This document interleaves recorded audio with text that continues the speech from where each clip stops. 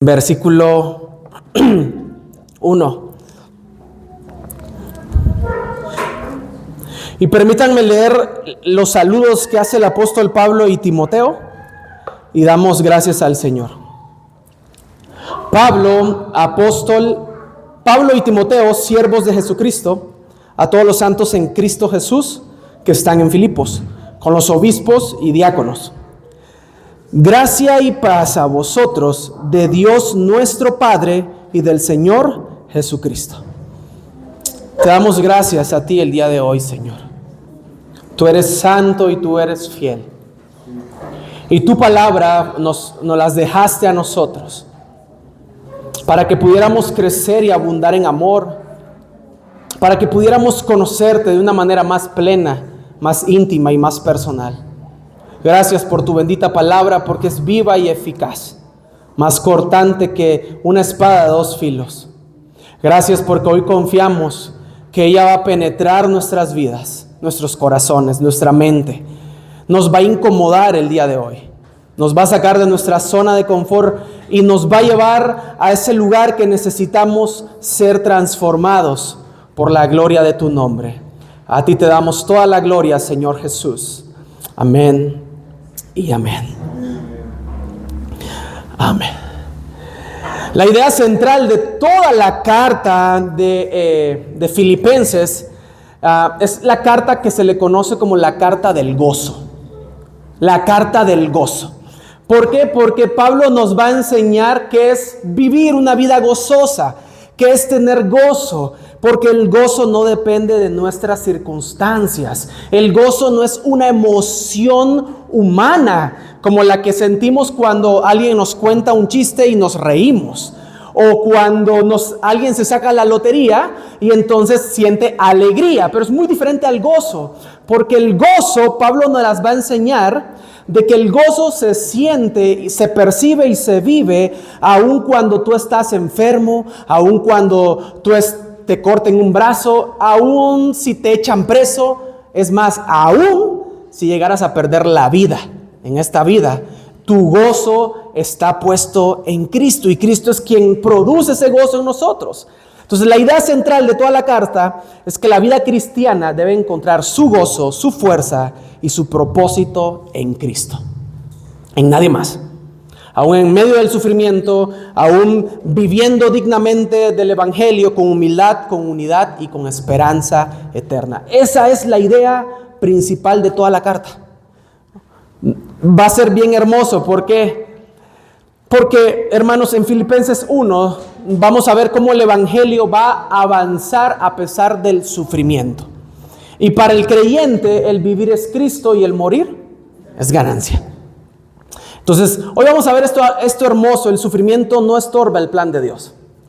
Dile al que tienes a tu lado, el sufrimiento no estorba el plan de Dios. El sufrimiento no estorba el plan de Dios. Lo impulsa. Lo impulsa. Ok, veamos el saludo que hace Pablo a esta iglesia. Y miramos y leímos hace rato que dice Pablo y Timoteo. ¿Quiénes son Pablo y Timoteo? Bueno, Pablo lo conocemos ya a este punto como el apóstol de los gentiles. Pero si nos vamos al libro de Hechos, Hechos nos recuerda quién era Pablo. Pablo antes se le conocía como Saulo de Tarso. Saulo de Tarso. ¿Qué hacía Saulo de Tarso? Perseguía a la iglesia. Bueno, él creía que perseguía a la iglesia, pero él perseguía a Jesús sin darse cuenta. Porque cuando va camino a Damasco, Jesús se le encuentra. Jesús lo encontró, no Pablo encontró a Jesús. Desde ahí vamos a ir ya cambiando nuestro chip. Vamos a ir cambiando la idea de que nosotros encontramos a Jesús. No, Él nos encuentra. Entonces Jesús encuentra a Pablo y Jesús le dice a Pablo, oye, tú eres quien me ha perseguido durante todo este tiempo. Tú piensas que persigues a la iglesia, pero me estás persiguiendo a mí. Y entonces al ver esta gran luz, Pablo dice que perdió la vista, se le pusieron unas escamas en sus ojos. Y pasó ¿cuántos días sin comer? ¿Se acuerdan? 3 días. Y bueno, aquí la vida de Pablo le cambió para siempre. a tal punto que se convirtió en un gran misionero, plantador de iglesias, levantaba discípulos donde iba. Pablo no le tenía miedo a nada. Pablo lo habían apedrado ya en Éfeso, Pablo lo habían azotado, lo habían golpeado. Pablo era un excelente apóstol de Jesucristo, no como los de hoy en día. Perdón, lo tenía que decir. Se lo tenía que sacar. Y Pablo lleva el evangelio a muchos lugares. Es algo hermoso. Timoteo es su discípulo, es un joven. Y Timoteo fue criado por Eunice, que es su mamá, y Loida, que es su abuelita. Pero estas dos mujeres hicieron algo maravilloso, hermanos. Algo que yo admiro de Eunice y Loida. Y es algo que yo le animo a mi esposa que lo haga, y le animo a todas las mujeres de la congregación que lo hagan, porque dice que instruyeron a Timoteo en las sagradas escrituras, lo cual lo hicieron sabio para la salvación. ¿Valió la pena meterle la Biblia a capa y espada a Timoteo? Valió la pena, hermanos. A tal punto que se hizo un pastor a su temprana edad. Era un joven. Era un colaborador con Pablo. Y estos dos probablemente ahorita están juntos. Y Pablo le está dictando, muy probable, la carta, y Timoteo la está escribiendo. Luego vemos que Pablo dice, siervos de Jesucristo. Es una carta totalmente diferente, con otro tono diferente, porque en las otras cartas vemos que dice Pablo, apóstol de Jesucristo.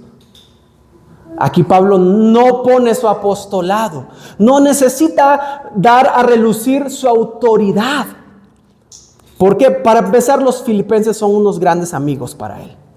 Es una iglesia que él ama mucho, y él se presenta como un siervo de Jesucristo. ¿Saben qué es ser un siervo de Jesucristo, hermanos? La palabra que encontramos aquí es una palabra que se pronuncia doulos, que significa esclavos por pertenencia total. Entonces, al momento de que nosotros leemos siervos de Jesucristo, qué increíble que le hubieran puesto realmente la traducción. Obviamente estamos viendo una traducción antigua, ¿no? Y los que leían en aquel entonces entendían que era un siervo. Tal vez hoy muchos van a decir que es un siervo. Y un siervo es un esclavo. Entonces, el esclavo de Jesucristo es aquel que le pertenece a Jesucristo y tiene que obedecerlo sí o sí. Punto. No hay sí o no. Es sí o sí. Entonces, esto nos debería de enseñar algo, hermanos. Que cuando nos encontramos en una posición de liderazgo en la iglesia, hemos decidido someternos voluntariamente a Cristo como sus esclavos. Entonces, es decir, somos esclavos, no somos líderes. Tenemos que ir cambiando palabras de nuestra boca, porque un líder es aquel que manda, un siervo es aquel que sirve, un esclavo es aquel que se dispone a servir. Y todos fuimos llamados a servir a Cristo. Todos. Bueno, luego nos dice a quién está dirigida la carta. Y dice a todos los santos en Cristo Jesús que están en Filipos con los obispos y diáconos. Cuando vemos la palabra santos en la mayoría de las cartas del apóstol Pablo, no se les da ese título de santo porque se hayan portado bien. Y yo sé que hay niños que me están escuchando ahorita, ¿no? Y entonces, ¿de qué se trata? ¿Por qué Pablo les dice santo? Porque el ser santo no implica una conducta primaria, porque no somos santos por nuestro comportamiento, somos santos por el comportamiento primario de Cristo. Y como Él nos ha salvado, entonces Él ahora a nosotros nos hace santos. Obviamente que cuando estamos en el proceso de santificación, mi comportamiento, tu comportamiento suele cambiar. Y va a ir cambiando y tiene que cambiar. ¿Estamos claros? ¿Sí? Perdón.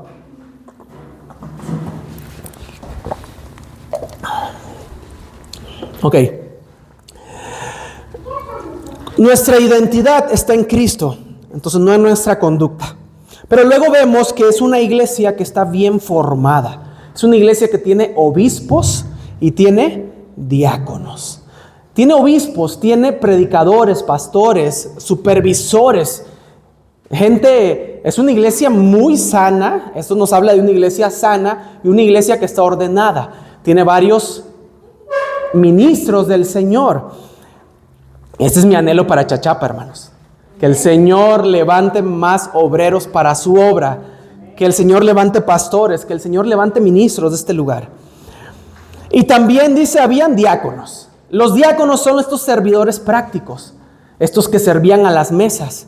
Estos que estaban dedicados a servir a las demás personas. Y hoy vamos a hacer esta práctica al final del servicio con la Santa Cena. Nuestros hermanos servidores nos van a servir. No tenemos mesa, pero nos van a servir la Santa Cena.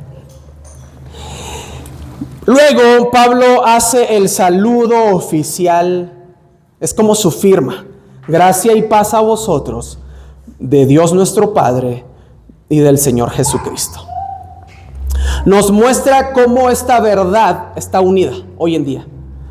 No pudimos recibir paz si primero no hubiéramos experimentado la gracia en nuestra vida. Primero viene la gracia de Dios y entonces esta gracia nos da paz para con Dios mismo. Entonces, por eso Pablo escribe, gracia y paz a vosotros, de Dios nuestro Padre y del Señor Jesucristo. Y todo esto solo pudiera proceder de nuestro gran Dios, a quien hoy alabamos y damos gracias por esta gracia y esta paz que nos ha dado. Y es el mismísimo y nada más que el Señor Jesucristo. Porque en Él habita corporalmente toda la plenitud de la deidad. Le pertenece a Él. Solamente Él puede dar gracia y paz. Nadie más. Y entonces, después de que hoy nos vamos a adentrar a la carta, ¿no? Y hay cuenta y caso que los filipenses, alguien está leyendo esta carta a los filipenses y van al versículo 3 y les dice, doy gracias a mi Dios siempre que me acuerdo de vosotros.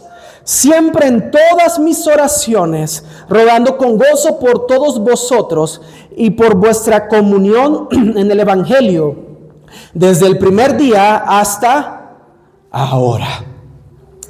Qué hermoso, porque Pablo cada vez que se acuerda de esta iglesia, ¿qué hace? Da gracias a Dios por esta iglesia. Pablo no recuerda problemas de los filipenses. Nada que ver con la iglesia de Corinto. Nada que ver. Él recuerda una iglesia que posee una comunión en el Evangelio, una comunión genuina. Una iglesia que cuando la recuerda le produce un gozo al momento de estarle rogando al Señor por ellos. Es una iglesia sana que le está produciendo gozo al apóstol Pablo. Yo me pregunto el día de hoy, ¿cómo seríamos nosotros? La iglesia de Filipos está produciendo gozo, le produce alegría, no le recuerda problemas, la recuerda bien. ¿Cómo seríamos nosotros, la iglesia en Chachapa? ¿Cómo? Con gozo. Eso, hermanos, nosotros vamos a producir gozo. ¿Cómo creen que nos recuerdan? Bueno, yo soy alguien que salí de una iglesia primaria, o sea, tengo mi casa, que cada vez que yo vaya a Nicaragua, yo tengo mi casa, mi hogar, donde voy a la casa, allá al Centro de Fe de Mazatepe. Pero salí de una iglesia, después estuve colaborando un corto tiempo en Escobedo, y después estuve colaborando un largo tiempo en Cerdán. Entonces he pasado por 3 iglesias y esta es la 4ª. Entonces, aquí yo me hice una pregunta personal, ¿cómo me recuerdan? ¿Cómo me recordarán? ¿Con gozo o con tristeza? ¿Cómo me recuerdan? Ahora, yo les pregunto a los que han salido de otras iglesias y ahora son parte de esta familia, ¿cómo los recordarán? Ahora, los que están aquí presentes, no toda su vida, ¿cómo los recordarán otros hermanos? ¿Por qué les digo esto, hermano? Porque yo no quiero que nos recuerden como, ay, gracias a Dios ya se fue el hermano. Yo no quiero que digan, ay, por fin se fue, ya me tenía harto. No, yo quiero que nos recuerden como, Ay, yo recuerdo el hermano fulano de tal, cómo era sonriente, siempre me animaba, siempre estaba allí. Que entre nosotros podamos ser una iglesia que produce gozo. Yo quisiera que nos recordaran con gozo. Y espero que aprendamos de los filipenses al día de hoy. ¿Por qué? ¿Qué vamos a aprender de los filipenses? Porque cuando Pablo les está escribiendo esto, Pablo se recuerda de su comunión en el Evangelio desde el primer día hasta ahora. Debemos de aprender de esta comunión que tenían los filipenses en el Evangelio. Que nosotros podamos ser una iglesia que mantengamos nuestra comunión con el Evangelio. Y la palabra comunión es koinonía. Es amistad, es una relación. O sea, los filipenses no eran espectadores. No somos espectadores. Los filipenses eran colaboradores del reino de Dios. Entonces, ¿qué vamos a aprender de esta iglesia? Que vamos a aprender que debemos de ser colaboradores del reino de Dios. Porque tener una comunión en el Evangelio, hermano, es preocuparme por los demás. Es ser empático. Hay mucha gente que el día de hoy no está con nosotros. Y ustedes dicen, ¿cómo se dan cuenta? Pues están las sillas vacías. Miren, voltéense. ¿Quién falta?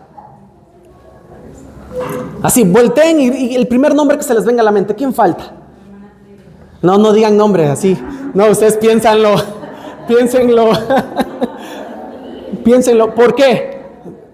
No sabemos la situación porque no están. Entonces nosotros como iglesia debemos de ser empáticos y decir, pastor, usted tiene el número del hermano tal. Es que hoy no vino y lo quiero llamar. Es muy diferente cuando entre los hermanos se llaman, se visitan, se hablan. Es muy diferente. Es muy diferente, hermanos. Esa debería de ser una de nuestros trabajos dentro de la iglesia. Lo voy a llamar, lo voy a ir a visitar. ¿Qué le pasó, hermano? ¿Está bien? ¿Está enfermo? ¿Por qué no vino? Lo extraño. Lo hemos extrañado. Esto es tener comunión en el Evangelio. Tener comunión en el Evangelio es estar orando todos los días por esta familia. Tener comunión en el Evangelio, hermanos, es algo que esta semana lo aprendimos. Yo les pido y les ruego, hermanos, de todo mi corazón, oren por mí. Oren por todos los que se paran en este lugar a predicar el Evangelio. Para que hablemos solamente el Evangelio y que no se nos ocurra hablar otras cosas que no van acorde a la palabra de Dios. Y para que esta palabra penetre también en la vida de todos los que nos congregamos aquí los miércoles y los domingos. Oren. Señor, yo ruego que el día domingo tu palabra penetre mi corazón y penetre los corazones de todos los que estemos reunidos ese día. Eso es vivir en la comunión del Evangelio, porque hay un hambre, hay una comunión, hay esa koinonía entre nosotros. Una vez un hermano allá en Nicaragua, el pastor organizó un viaje misionero a la zona Mixquita. Es una sierra donde no hay civilización. Y un hermano dijo, ya estaba viejito, dijo, pastor, yo no voy a poder ir. Ya estoy muy grande, me falla mi cadera. Pero yo voy a ir aunque no vaya a ir con ustedes, dice. Era un viejito, hermanos. Y entonces, me acuerdo que él llegó a todas las juntas que teníamos con el pastor. Y él al final dijo esto, yo no voy a ir. Ya lo habíamos contado para ir, ¿no? Pero él dijo, pero no se preocupen, porque mis pesos van a ir. Allá dijo, mis córdobas. Y todos nos quedamos así. No entendemos. Sí, hermanos, miren, yo ya soy pensionado, yo no puedo ir, pero mis pesos sí van. Y el hermano, sin mentirles, compró una camioneta entera llena de despensa. Y con eso terminamos de llenar el camión que llevábamos lleno para la sierra. Eso es también mantener mi comunión con Cristo. De repente se acercan dos hermanas y dicen, nosotros somos mujeres y quisiéramos ir al viaje, pero no podemos. Y el pastor le dice, bueno, ¿y luego? Pero aquí vamos a orar todos los días a las 5 de la mañana en la iglesia por ustedes. Entonces un equipo se quedó apoyándonos y otro equipo nos fuimos a trabajar. Entonces es lo mismo como el que se ensucia las manos, hermanos, como el que no se las ensucia. Es lo mismo como cuando venimos y hacemos alguna chamba acá en la iglesia y nos llenamos de cemento los hermanos y unos se dedican a cocinar, otros se dedican a hacer la mezcla y otros simplemente aportan y otros simplemente ayudan orando. Pero todos estamos colaborando en la iglesia. Todos somos parte de esta comunión en el Evangelio. ¿Sí me di a entender en esta parte? Entonces debemos de aprender a ser colaboradores. Y más adelante Pablo va a agradecer a los filipenses por lo que ellos hicieron por él. Versículo 6. Estando persuadido de esto. Este versículo es hermoso. Que el que comenzó en vosotros la buena obra, la perfeccionará hasta el día de Jesucristo. Pablo dice, a mí nadie me engaña.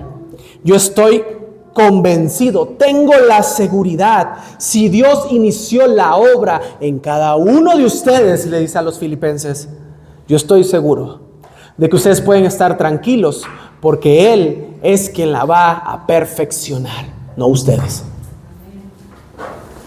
La obra es del Señor. Él inicia la obra, Él mantiene la obra y Él culmina la obra, hermanos, en nosotros.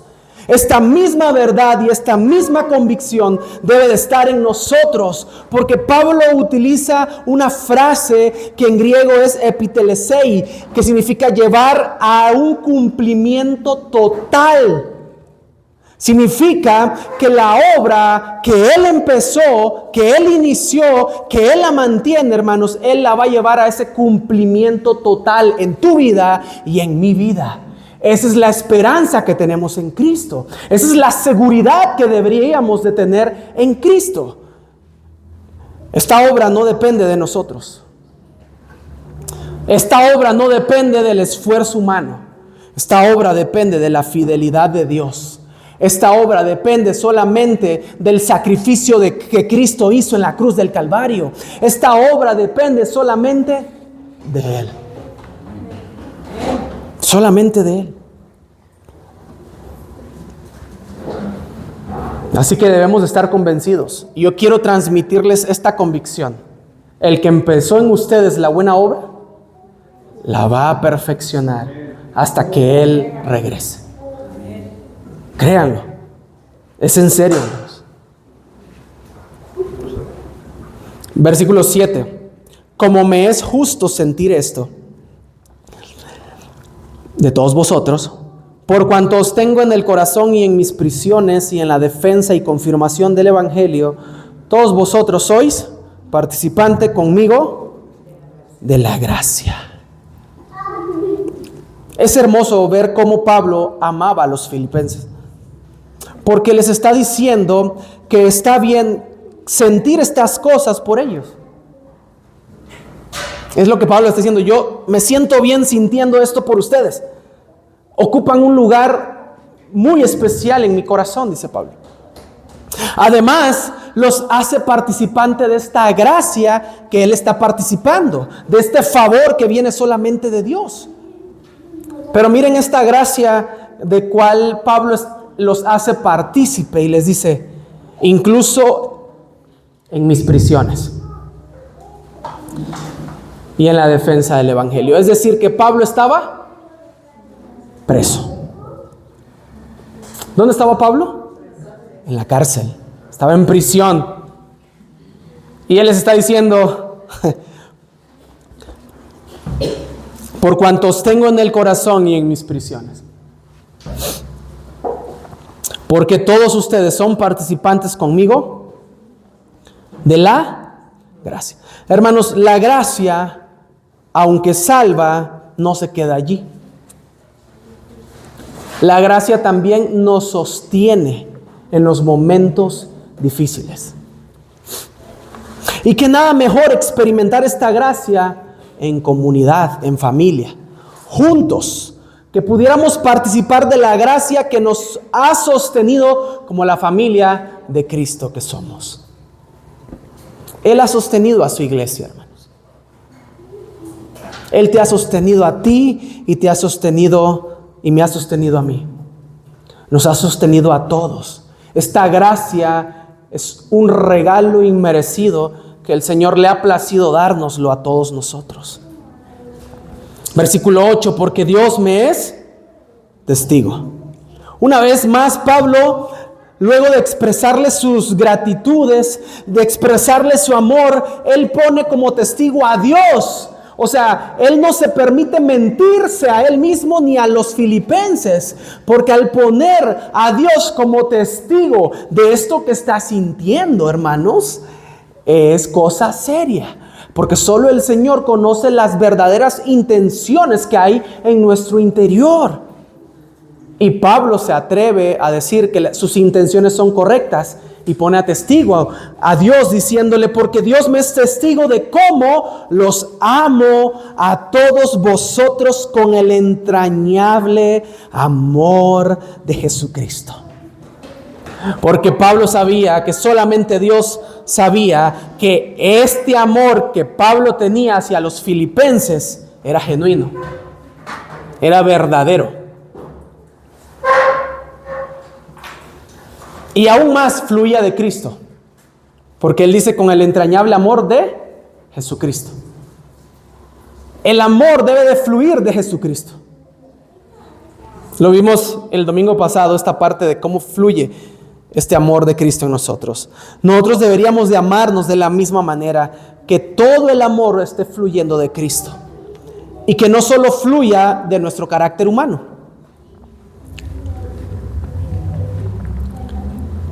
Entonces Pablo, después de darles estos cordiales saludos, muy bonitos, muy entrañables, Pablo abrió su corazón, hermanos. Pablo abrió su corazón. Él hace esta oración. Versículos 9, 10 y 11. Él hace esta oración. Y dice, versículo 9, y esto pido en oración, que vuestro amor abunde aún más y más en ciencia y en todo conocimiento. ¿Para qué? Para que aprueben lo mejor, a fin de que seáis sinceros e irreprensibles para el día de Jesucristo, llenos de fruto de justicia, que son por medio de Jesucristo, para gloria y alabanza de Dios. Qué oración la que hace Pablo, hermanos. Nada que ver con nuestras oraciones hoy en día, ¿no? Qué bonito es cuando la palabra nos enseña a orar. Es una muy buena práctica de oración que pudiéramos hacer. Señor, hoy te pido en oración, ayúdanos a que nuestro amor abunde aún más en ciencia y conocimiento. Esto nos quiere decir que no es un amor a ciegas. Es un amor que sabe, que conoce, que pesa. Es un amor que discierne. El amor de los filipenses debía de crecer. Pablo no está diciendo, yo le pido a Dios que les dé amor. No, él sabe que ellos tienen amor. Y por eso quiere que su amor aún crezca más y más y más. Y Pablo pone los fundamentos de este crecimiento, que son la ciencia y el conocimiento. La ciencia y el conocimiento ¿de quién? Del Altísimo. La ciencia y el conocimiento del Señor. La ciencia y el conocimiento del único y sabio Dios Jesucristo. Toda su palabra es ciencia y conocimiento para nuestras vidas.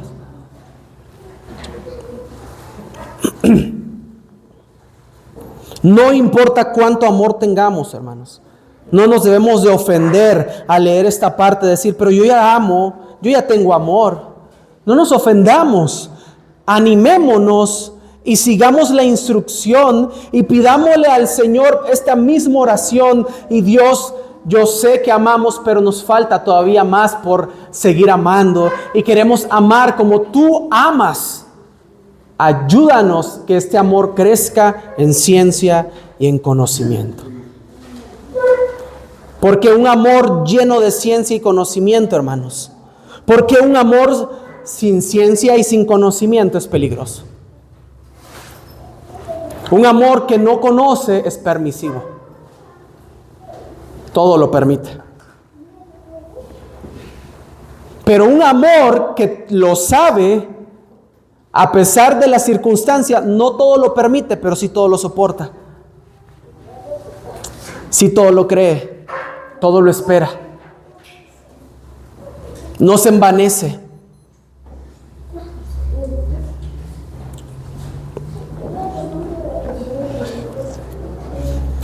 Y la iglesia de Corinto está como ejemplo, hermanos, de ser una iglesia que era llena de dones espirituales.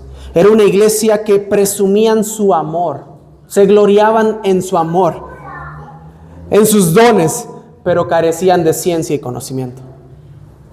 Y entonces era una iglesia desordenada. Era una iglesia que hacía ruido. Y yo les quiero animar que nosotros no seamos una iglesia que hagamos ruido. Porque el ruido molesta. Mientras que cuando el sonido es producido con cuerdas de amor, el sonido es agradable. Por eso Pablo le escribe a los Corintios diciéndole que aunque hablase todas las lenguas del mundo y las lenguas angelicales y no tuviera amor, de nada le sirve. Es como un metal que hace ruido. Por eso Pablo quiere que esta iglesia crezca, porque ya vio el ejemplo de una y no quiere que esta iglesia se convierta como la otra. O sea, ya Pablo traía la experiencia y va a hablar de esta experiencia. Es importante, hermanos, que crezcamos en la palabra del Señor.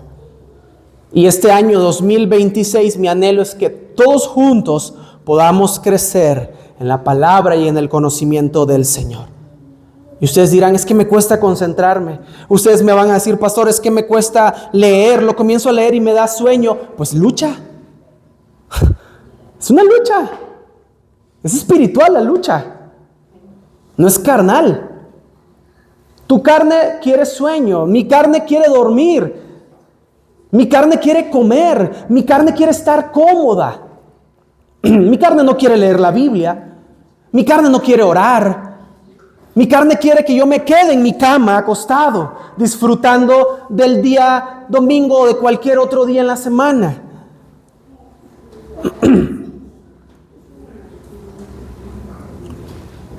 Por eso un amor que crece en conocimiento logra probar y escoger, versículo 10, para que aprobéis lo mejor. Un amor sin conocimiento no sabe escoger qué es lo mejor. Por eso comete muchas malas decisiones en su vida. Por eso antes de tomar decisiones, detente. Llénate del conocimiento y de la voluntad del Señor y vas a saber escoger qué es lo mejor para tu vida. Casados van a saber escoger qué es lo mejor para con tu vida y con los de tu familia.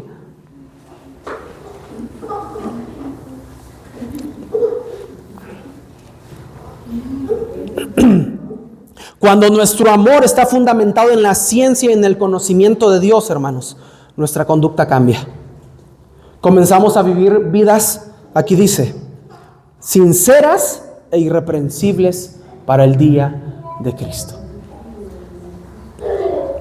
Nos volvemos santos, comenzamos a vivir una vida en santidad, para que cuando sea el día que Cristo regrese, nos encuentre viviendo una vida en santidad, con nuestras lámparas llenas de aceite y encendidas. Nuestras vidas, hermanos, siempre van a estar llenas de fruto, de este fruto de la salvación.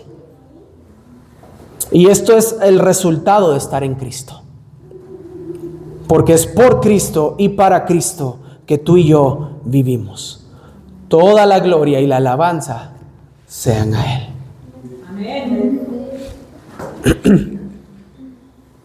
Si algo hoy podemos aprender de los filipenses hasta este punto, hermanos, es su comunión en el Evangelio.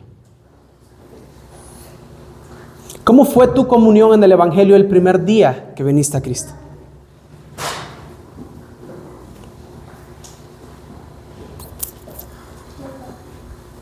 ¿Alguien se puede identificar conmigo? El primer día que yo vine a Cristo, a mis 18 años, yo me quería comer este libro. En serio, día y noche, yo no quería dormir, yo quería buscar al Señor. Yo quería conocerlo más. Yo quería que todas mis preguntas tuvieran una respuesta. Y entonces comencé a buscar y a buscar y a buscar y a escudriñar y repasar. Y esta era mi comunión en el Evangelio, mi primer día, mis primeros días. ¿Qué va pasando? Que van pasando los años. Ya es que ya leí la Biblia. Y comienzas a batallar con otras cositas como orgullo, pereza, egocentrismo. Y peor tantito, no, perdón lo que voy a decir, pero crecí en una generación donde yo quería ser como David, yo quería ser como Moisés, yo quería ser como Elías, yo quería ser como Eliseo, yo quería ser como Salomón, no.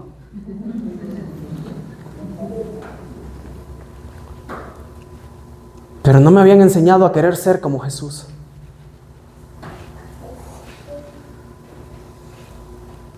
Yo ya no quiero ser como Moisés. Yo ya no quiero ser como Elías. Cobarde, le tuvo miedo a una mujer. Yo no quiero ser como ninguno de estos hombres porque sigo siendo un hombre igual que ellos. Pero yo veo a Cristo, hermanos, y digo, qué perfección. No hay error. Yo quiero ser como Jesús. Entonces, cada vez que yo pierdo mi comunión en el Evangelio, como desde el primer día, entonces yo tengo que volver a ver a Cristo y acercarme al Evangelio y ser confrontado por el Evangelio, rendir mis rodillas a Cristo y saber que yo soy un vil pecador y que Él murió por mí en la cruz del Calvario para darme vida eterna. Y yo poderme acercar a Él confiadamente al trono de la gracia. Tú y yo necesitamos constantemente acercarnos al Evangelio. Y yo les hago una pregunta muy importante el día de hoy. ¿Cuántos de nosotros sabemos qué es el Evangelio?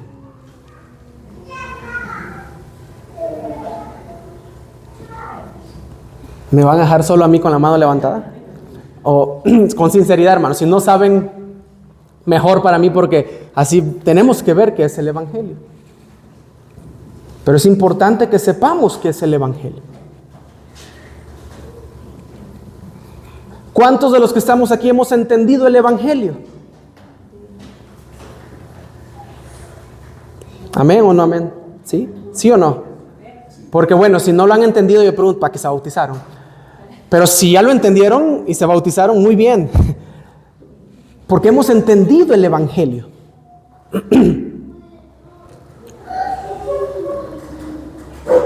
Y yo les pregunto, ¿qué es el Evangelio? Que me den la respuesta más sencilla posible que encontramos en las Escrituras. Está bien fácil. Está en Romanos, capítulo 1. Es el poder de Dios para de ahí empezamos, de ahí partimos y vemos qué implica el Evangelio. ¿Cómo está nuestra comunión en el Evangelio hoy, domingo, 1 de febrero del 2026? ¿Cómo estamos? ¿Cómo estamos delante del Señor?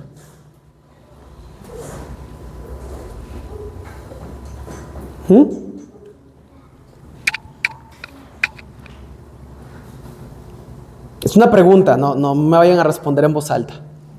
Es una pregunta muy personal entre tú y Dios.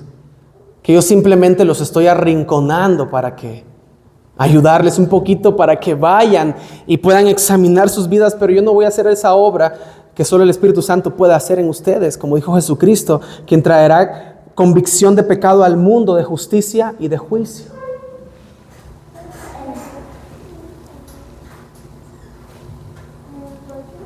Pero yo anhelo, hermanos, que hoy nuestra comunión en el Evangelio pueda volver a ser y aún mejor como lo fue desde el primer día hasta hoy.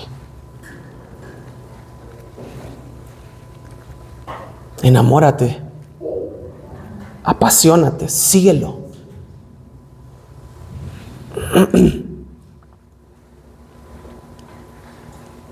Porque yo estoy convencido, hermanos, que el Señor ha iniciado una buena obra con ustedes, aquí en esta familia. He visto el crecimiento de muchos. He visto cómo muchos han dejado morir sus viejas cosas y cómo han crecido. Todos seguiremos teniendo carencias, sí, pero seguimos en este camino de perfección. Tú y yo necesitamos más que nunca hoy volver a nuestra comunión en el Evangelio.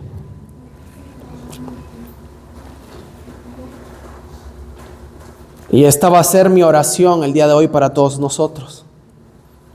Que nuestro amor abunde aún más y más en ciencia y en todo conocimiento. Para que tomen buenas decisiones, para que prueben qué es lo mejor.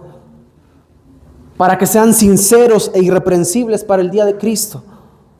Para que sus vidas puedan estar llenas de frutos de justicia, que son por medio y solamente y únicamente Jesucristo. Y no para presumirlos. Dice, para la gloria y alabanza de Dios. Si Dios te ha dado un don, utilízalo para su gloria. Si Dios te ha dado una capacidad, utilízala para su gloria. Sea cual sea en la situación en que nos encontremos al día de hoy, volvamos a nuestra comunión en el Evangelio. ¿Por qué no venimos a los pies del Señor el día de hoy? Y le entregamos todo lo que somos. Si tenemos que pedir perdón, pedimos perdón.